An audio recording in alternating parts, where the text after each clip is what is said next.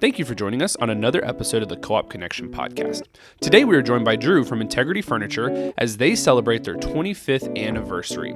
Integrity is one of our longest tenured vendors, and we are so excited to hear all the many ways that they've changed, as well as the ways that they can help our members save both time and money in the furniture world. So sit back, crank up that AC, and enjoy.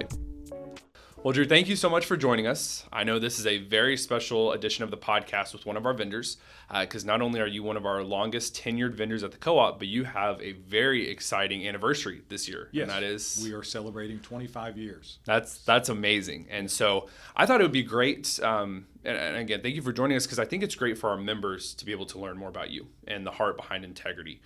So let's just start off with that. How exactly did Integrity Furniture get started?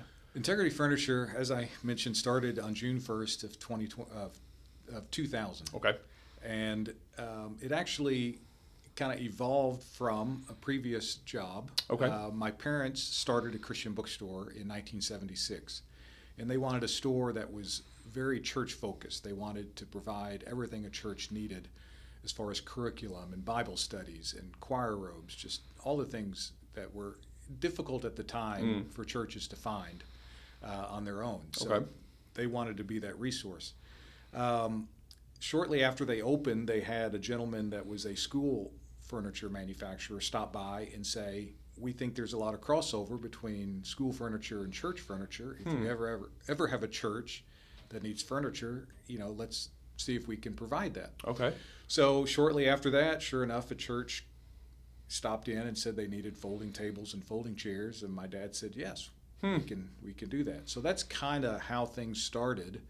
That evolved into bulletin boards and marker boards and kids' furniture and things like that. So it was always a part of our bookstore.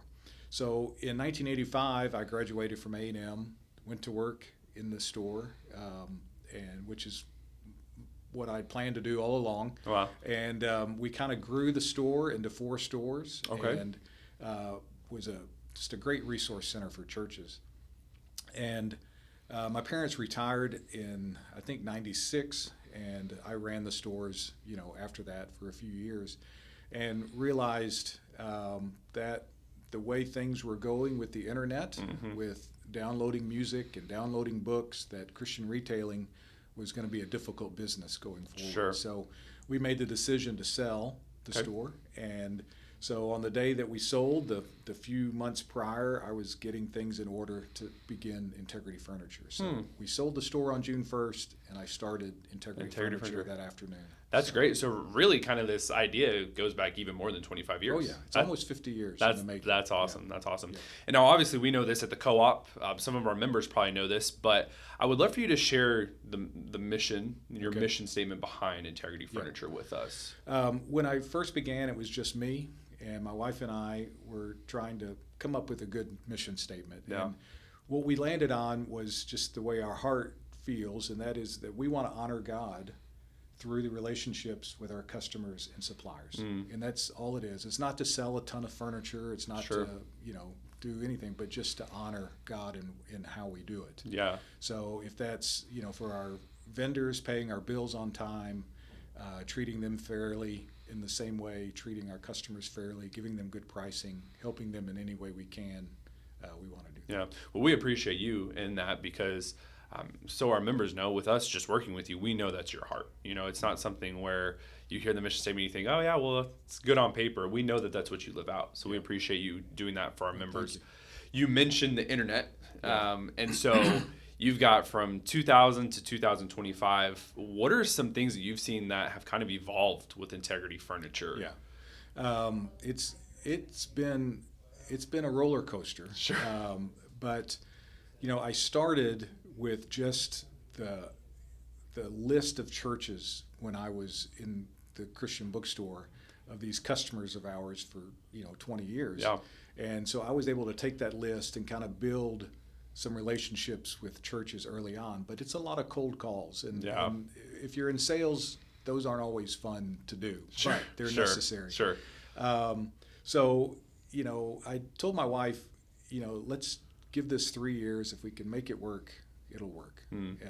With God's help, we can, make this a great business. And sure enough, about 2.5 years into the cold calls, I'm at a church and I'm in the parking lot and I see an 18-wheeler unloading tables and chairs. And so I go in, my first reaction is, well, I've missed a great sale. Yeah. But I wanted to find out where they purchased. And he told me that he bought all this off the internet. And that was the first time I'd ever thought that someone would buy furniture or someone would even sell furniture on the internet. Yeah. How does that work? Right. And so I went to a friend and he kind of took all our best-selling stuff and we put it on there and flipped the switch, and a couple of days later our first sale came through, and it was from a car dealership in Pontiac, Michigan, and they bought a large marker board for their conference room. That's how it started. Yep. That's awesome. So for the next 3 years, I just pretty much stayed in my office and answered the phone and sold furniture. Wow. Which I missed the interaction with people, because I was just talking on the phone. Yeah. And I like to talk to people. So I went back to my bookstore days and hired an employee that had been with us there for a while. Okay. And Phil Goodwin is now, I think he's in his 19th year with Integrity Furniture. So he's kind of the in-office, doing all the stuff, that allows me to go out and do co-op events and other things. So that was kind of, after the internet, bring Phil on. I want to get back to making those sales calls. And so my wife and I moved to Dallas when our kids were in college, and was able to build some relationships with large churches in the Dallas area and kind of get the business going that way. Which, when I moved there, I had to give up some responsibilities of some of the accounting that has to be done, in the main office kind of thing. So hired my sister-in-law to kind of be a bookkeeper for us. So that was my second employee. And then the internet is just so changing. Yeah. Language, pictures, just how you do all that. And it was too much for us to do. So we brought on Dale. He's been with us 8 years, and he does all of our IT and website stuff. I saw the success that we were having in the Dallas area with me being there, calling on churches and being hands-on with them, that I felt like the sales rep route was a way to go. So I had a friend in Tennessee with a lot of church background, and so he began calling in the Tennessee area. I added a couple reps in Texas, Lacey here in Houston, around 2001, I think, and then Zach the next year in Austin and San Antonio. Wow. So that's kind of the model we're going to now. Just recently, in the last year or two, I was at a trade show, not very well attended. Sure. And very frustrated when you spend a lot of money to exhibit and you don't have people coming. Absolutely. The second day, I remember starting the day with a prayer just to send somebody by that's really interested in furniture. And still a slow day, but in the last hour, a gentleman entered my booth that was also another vendor. And he was a rep for a pew company in Pennsylvania. And he told me the story of how he's in these churches and they always ask him about furniture like folding tables and folding chairs, but he's never able to help them with that. How it would look for him to be a rep of mine. So over the next month or so, we talked through some things and came to an agreement on what would work for both of us. And he said, I was mentioning this to another friend of mine and another friend and another, and so all of a sudden I have representation in the Northeast and in Birmingham and in Nashville and in Carolinas. That's awesome. So I've added about 9 or 10 additional reps. Where we are covering about 30 to 35 states. In sales. So we have that hands-on, face-to-face interaction with a lot of our customers now. That's great. Yeah, that's great. And you just see, even with the start to hiring other people, just God's sovereignty and all that. That's awesome. Exactly. I'm sure you deal with this. You surely have competitors of Integrity, people that obviously want to do what you're doing. What are some ways that Integrity Furniture stands out from those other vendors? Okay. I think we stand out for probably three good reasons. Yeah. And the first are our products that we have. We represent over 220 commercial furniture vendors. And Wow. when I say commercial, I mean these are made to be in high traffic areas. Okay. So like church lobbies and church sanctuaries and schools, private schools. We do a lot of private schools. Absolutely. So it's not that they have 220 different products, but a lot of these companies do the same thing, just in different styles. So this allows us to offer, all these vendors to them, so we can fit any style and any budget. So we can do a kind of a good, better, best. Okay. And price range as well. So if a church has a smaller budget, we've got furniture. If it's a big congregation, we can fulfill what they want. Wow. So that's a benefit to have that many. A lot of our competitors will just say this is our vendor for office furniture and this is our vendor. Well, we have like 6 office furniture vendors, and so we can do things that way. I think our people that I just went through, the people in our office that talk to customers daily on the phone and do quotes and things like that, very knowledgeable, very helpful from that. And then our process that we have of, with these reps, we're able to help them from their first phone call. Here's a sample. Here's what the fabric is. We're kind of holding their hand through the process. That's great. But I think the biggest at the end of that process is the installations that we're able to do. We have installers throughout the U.S. that we use. Okay. Where we meet the trucks, we unload, we assemble, we place the furniture where it goes, and we remove all the trash. So the church is ready to use the building as soon as we're out. And a lot of churches, don't have the staff that can do that. Right. Or their lay people are available on the weekends, but not during the week when all this furniture arrives. So I think that part sets us apart more than anything else. Yeah, I think there's 2 things that you mentioned that I think speak volumes. Is number one, it's the, I guess you could sum it up by saying customer service side of things. You've got the people that work for you. You've got the ability to go to a church and actually show the churches and walk through what is your vision to do this, but then also the budget aspect. It's like you said, whether you're a small church, large church, you want to help them. Small school, large school. If you want a good budget, best budget, a better, I love that that's your mindset. I think that's huge for our members, because those are probably the 2 things that they're thinking through the most. Another question that I had was, what are maybe some current trends? Maybe there's not one, maybe there's a couple. What are some current trends that you're seeing in the furniture realm that our members could know about? Lately, we've seen just a rise in churches trying to gain more space in their worship.